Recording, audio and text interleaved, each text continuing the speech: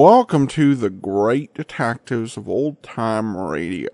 From Boise, Idaho, this is your host, Adam Graham. If you have a comment, email it to me, box13@greatdetectives.net.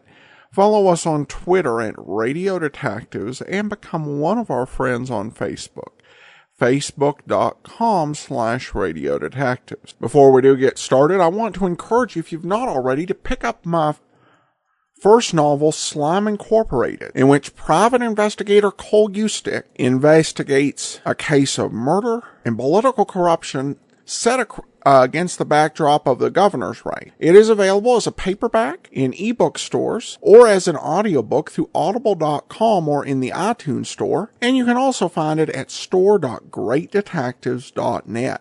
Well, now it's time for today's episode of The Saint. The original air date, March the 11th of 1951, and the title is Button Button.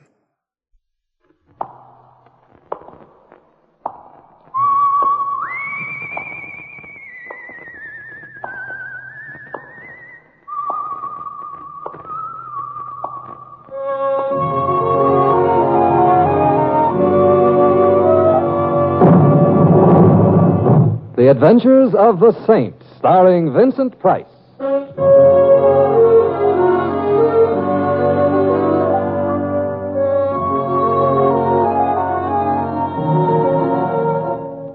The Saint, based on characters created by Leslie Charteris and known to millions from books, magazines, and motion pictures.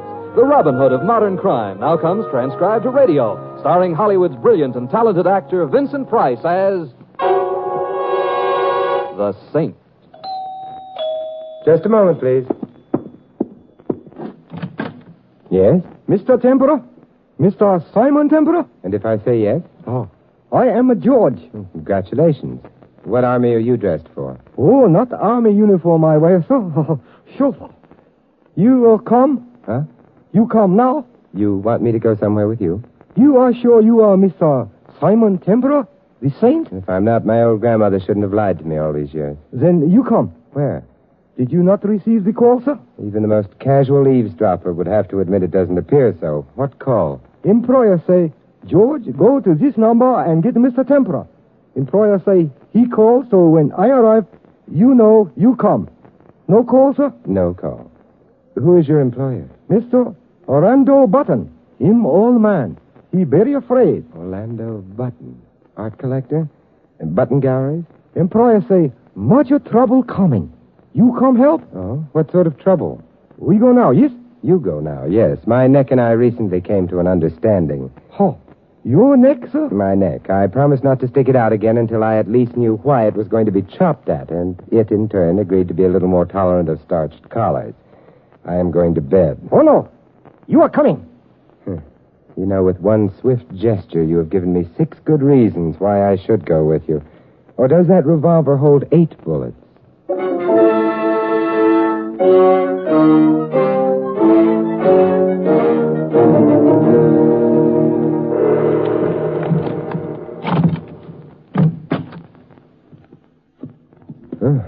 You sure this is a home? Oh, yes. Home of my employer, Mr. Orlando Button. Add a couple of ticket windows, scatter around a few timetables, and could easily pass for the home of the super chief. Employer awaits you in the study, Mr. Tempera. You come this way, please. Yes. Now, look, would it be too much to ask you to stop waving that gun under my nose? You come. I come. Now, you wait. I wait. Sir! Sir! Sir! Mr. Button, I have brought Mr. Tempera, sir.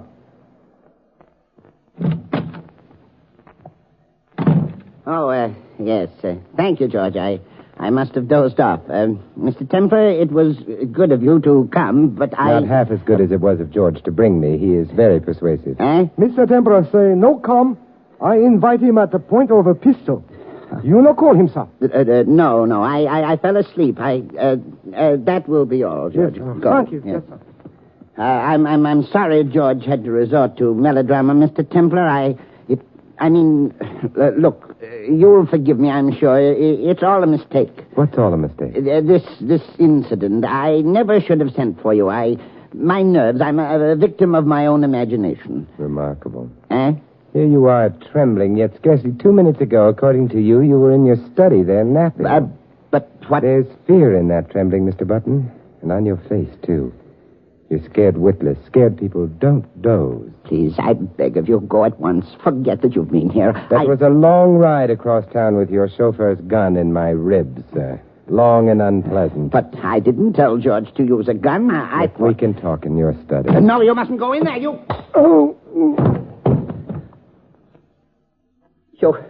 You shouldn't have done that. I tried to keep him out of here. I knew you didn't want him to see the... Why are you pointing that gun at me? What are you going to do?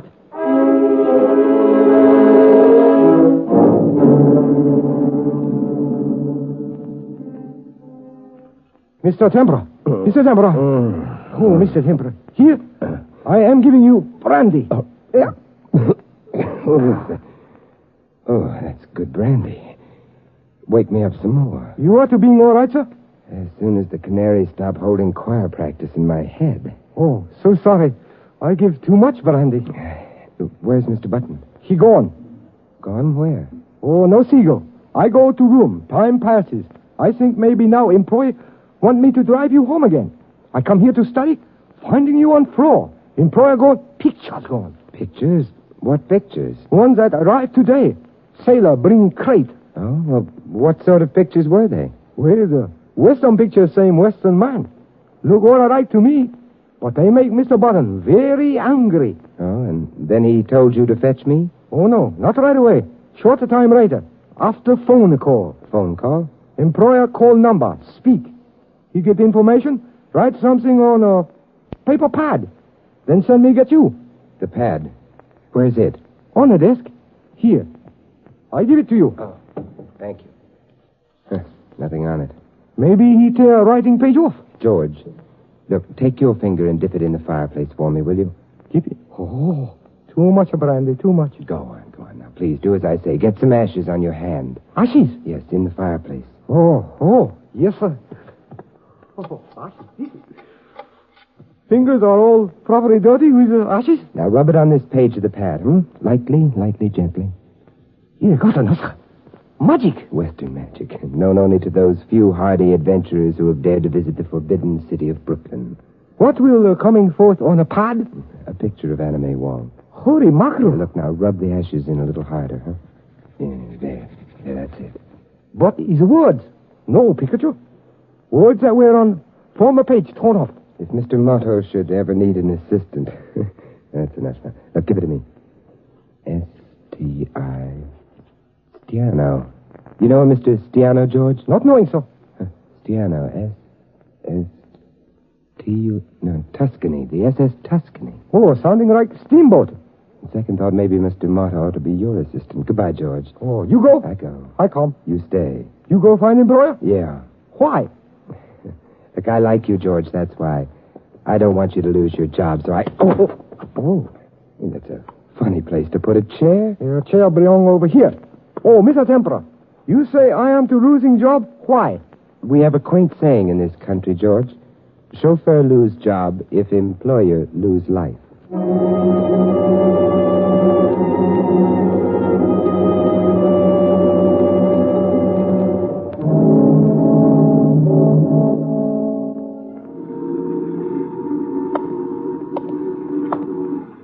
Who's that on deck?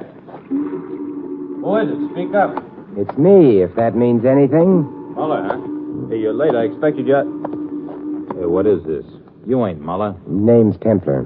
All right, so the name's Templar. What are you doing aboard my ship? Looking? You a customs man? You the captain? Third officer. Captain went ashore. I'm in charge. Look, fella, you boys from customs already went over this vessel 3 times since we docked this morning. 3 times, eh? It's the usual procedure, isn't it? 3 times as usual, and each time so thorough the ship is practically dismantled? What goes, pal? Hey, you tell me. I don't know what you boys are looking for, mister, but I'll tell you here now, it ain't on board the Tuscany. This is an honest ship. Yeah, and I'm the captain of the Pinafore. You got a man named Stiano on board? Look, mister, Stiano's a good guy, one of the best men on this ship. He works hard, no complaints, he's loyal, efficient, a good all-around man. That's Stiano. Oh, you know him pretty well. Know him? I'm him. Well, I'm glad to meet a good, loyal, efficient, uncomplaining, all-around man. You know a man named Button? No. You say Button? Button, like in what one is sometimes told to do with one's lip. Button. Like in Button Galleries, Button? Yeah. I know about his art gallery, that's all. Oh, what about it? We hauled cargo for him this voyage. A crate we picked up in Genoa. That's in Italy. Yeah, a crate filled with paintings, valuable and rare. I seen them paintings. If they're valuable, then we're both the captain of the Pinafore. Oh, bad, eh? All I can say is phooey. What smog fails to do to the human eye, looking at these pictures does. How many? 7. They were sent ashore? Yeah. Look, all I know is we're loading cargo in Genoa. A guy comes on with this here crate.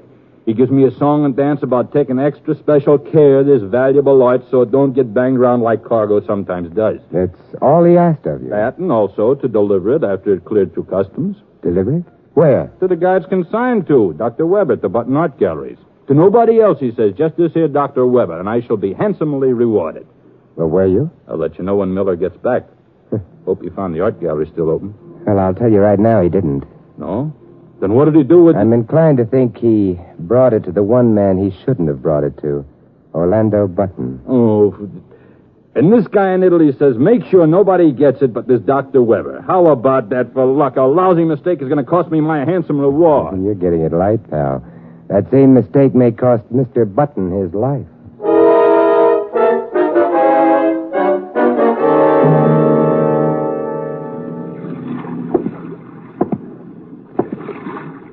Hello, Saint.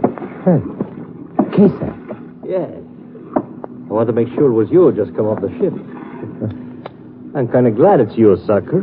You know, I'm kind of glad to see you, too. Let's see how good you are without the gun, you sucker. Saint. Don't worry about it. When I finish tearing it off, I promise you I'll give it back to you. My arm. Please. Come on now. What ill wind brought you out of retirement, Kasak? No temper in my kind of work. When a guy says he's retired, he's either trying to kid the cops or kid himself. You mean there's always another hoodlum who'd force you back into it, eh? Now, let's have some talk, Kasak. Let go the arm first. Let loose the talk first. I got nothing. I'll loosen your tongue with a little history. When I first knew you, you worked for Scarelli as his trigger, till he was deported a couple of years back. My, but you're full of news. What do you want from me, Saint? Who hired you to squeeze the trigger on me? Nobody has to hire me to gun you down, Saint. With me, that's a labor of love. Oh, my arm, you're breaking. Turn him loose. Hey, Kasak, either there's someone behind you or you've developed a decided talent for ventriloquism. He's no ventriloquist, and I'm no dummy. Who are you? I'm just a man with a gun, and the gun is in your back. Turn him loose. He's loose. Oh, pal, you sure came along when I most Beat it. needed. Huh? The boss wants you. Get right over there. Oh, you're going to handle the sucker? I'll handle him. You beat it. Okay, pal. Okay. All right, turn around, Templar. Carefully, very carefully. Good. You did that very nicely. Yeah, I've been taking dancing lessons. It's too bad someone doesn't sell lessons in how to mind one's own business. From now on, you're keeping your nose out of this affair. It doesn't concern you. Clear? Like tapioca.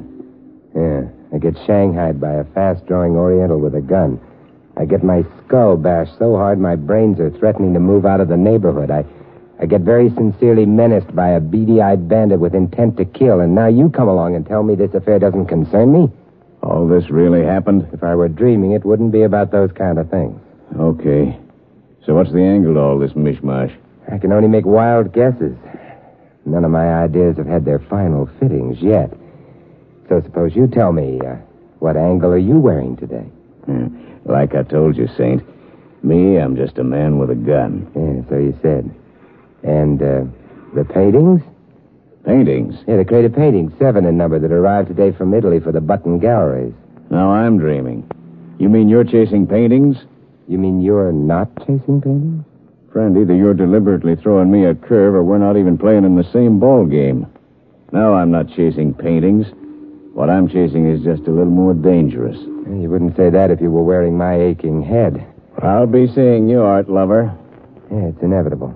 And if you should run across an old party named Orlando Button before I do, will you please do something to help him stay alive?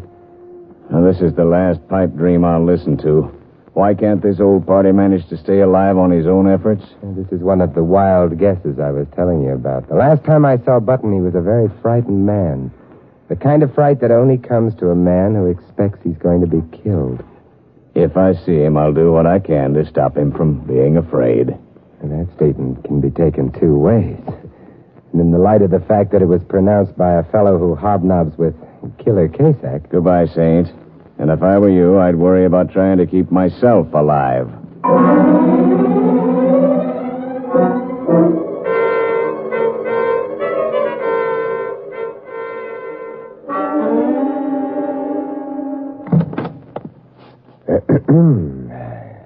Good morning.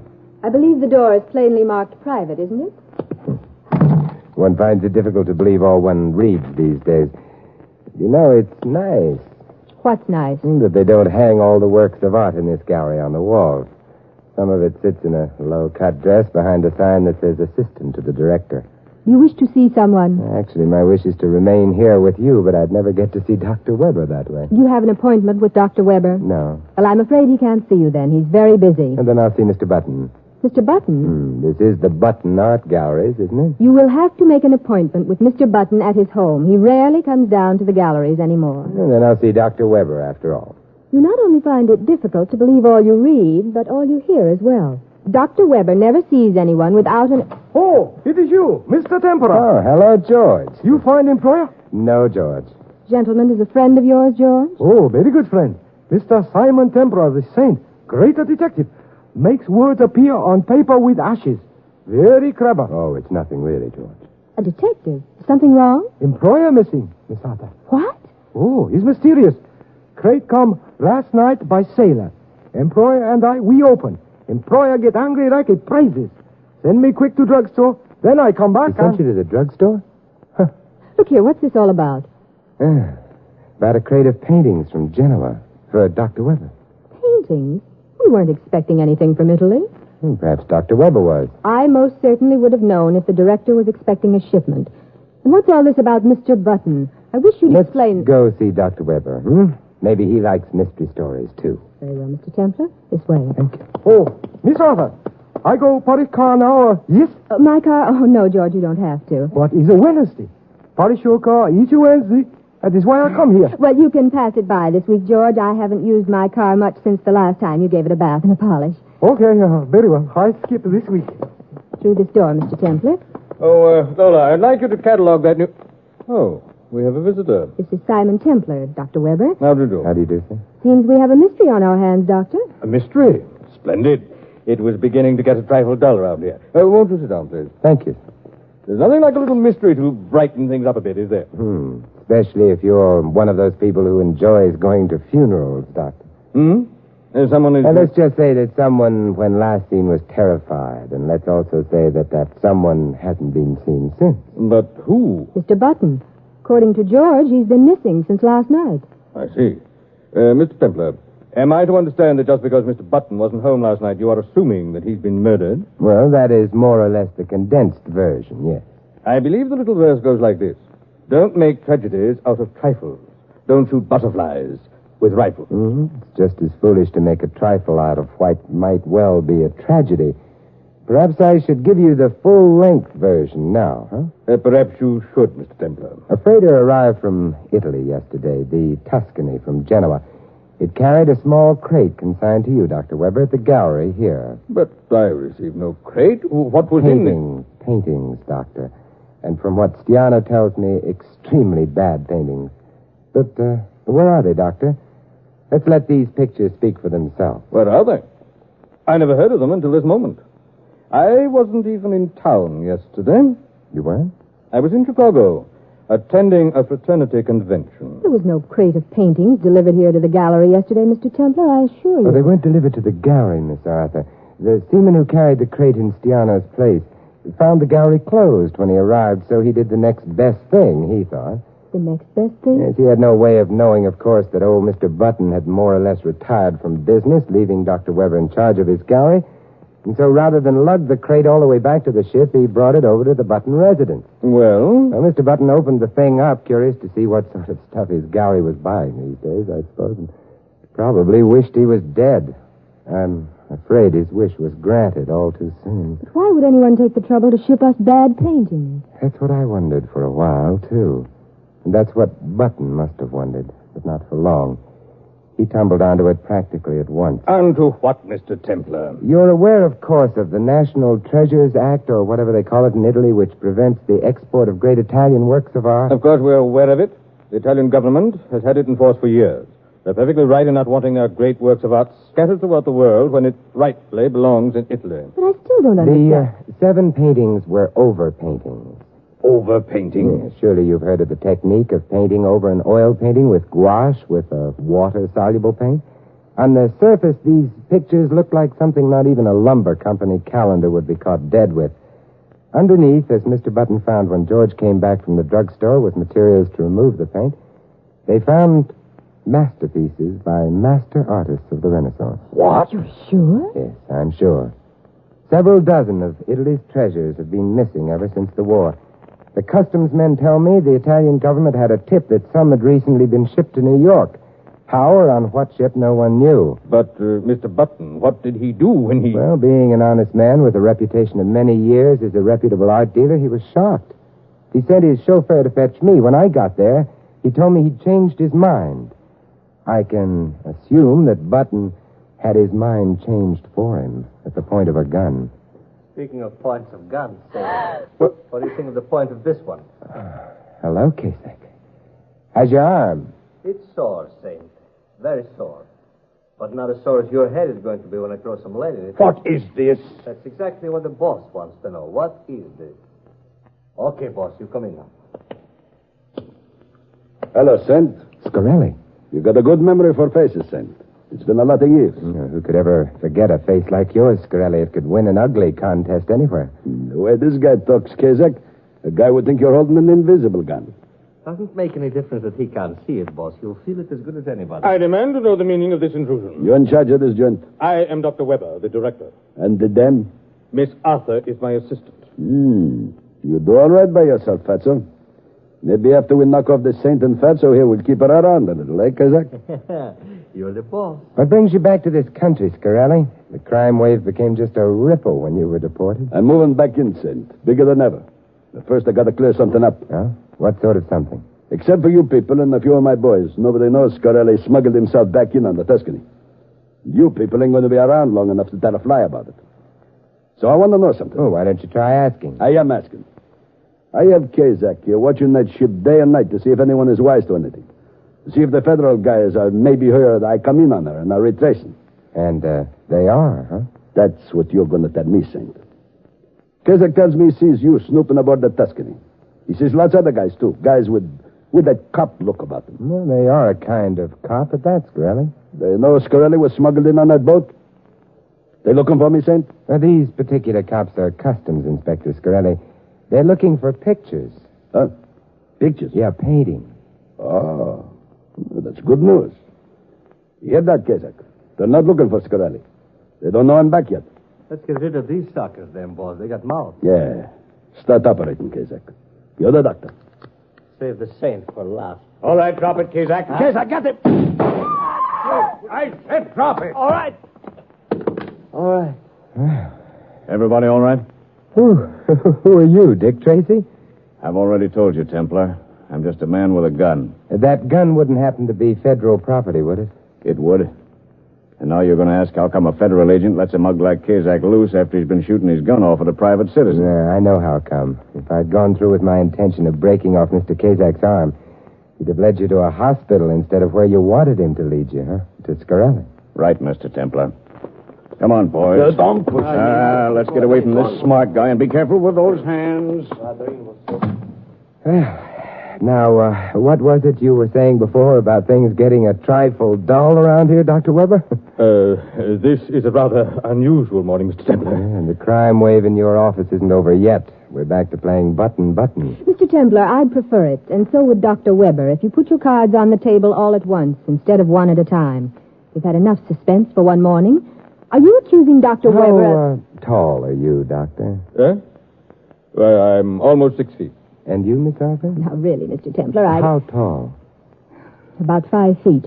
Doctor, you wouldn't ever wear high heels, would you? High heels that left an impression on the leather upholstery of a chair that had been moved alongside of a doorway.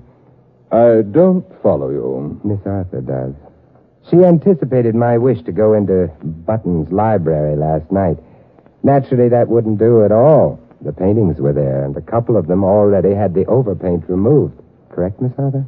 You're insane. That rap across the skull you gave me is probably what made me insane. Being a rather little girl for a headbanger, you needed height, huh? So just before I entered the library, where you'd had Button under a gun before my arrival, you moved a chair. So you had height, and so when I walked in, I went out. Well, I suppose one should really humor him, Dr. Weber. And then what did I do, Mr. Templar? You removed both the paintings and Mr. Button. You probably killed Mr. Button somewhere along the line. Of course, you can prove all this.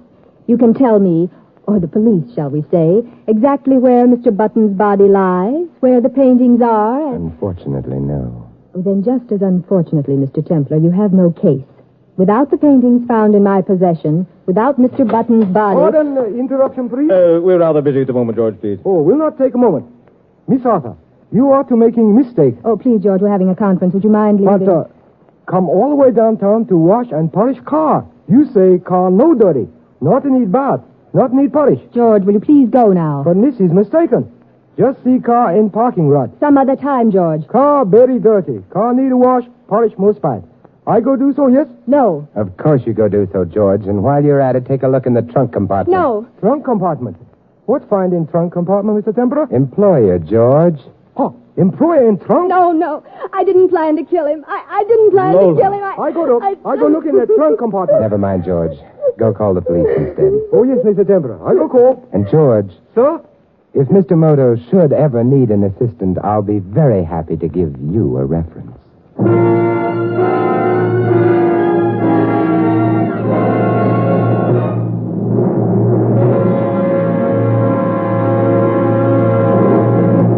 You have been listening to another transcribed adventure of the Saint, the Robin Hood of modern crime. Now here is our star, Vincent Price. Ladies and gentlemen, in tonight's cast, you heard Mary Shipp as Lola and Charlie Lung as George. Ted DeCorsia was Scarelli, Larry Dobkin, Kazak. Fred Shields played Nash, and Ted Osborne, Dr. Weber. Barney Phillips was Stiano.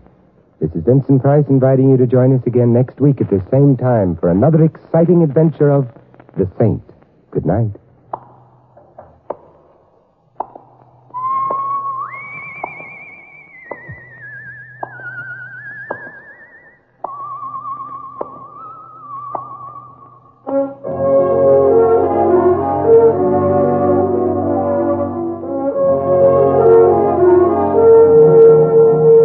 This adventure of The Saint was written by Michael Cramoy. The Saint, based on characters created by Leslie Charteris, is produced by James L. Safier and directed by Helen Mank. Vincent Price is soon to be seen co-starring with Errol Flynn and Michelin Prell in William Marshall's production of Bloodline. All you Saint fans will be glad to know that the Saint comic books are on sale at all newsstands. 3 chimes mean good times on NBC. For something new about the Army, hear the Phil Regan Show, next over most of these NBC stations. Coming from a different service base every week, Phil Regan brings you songs and fun, and brings prizes to talented GIs. It's an exciting newcomer to your Sunday chime lineup on NBC.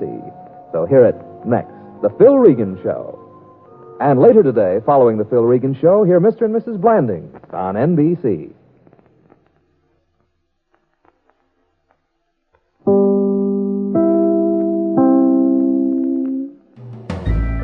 This is Andrea J. Graham, author of the Web Surfer series, and a Madam's Wife. You're listening to the Great Detectives of Old Time Radio.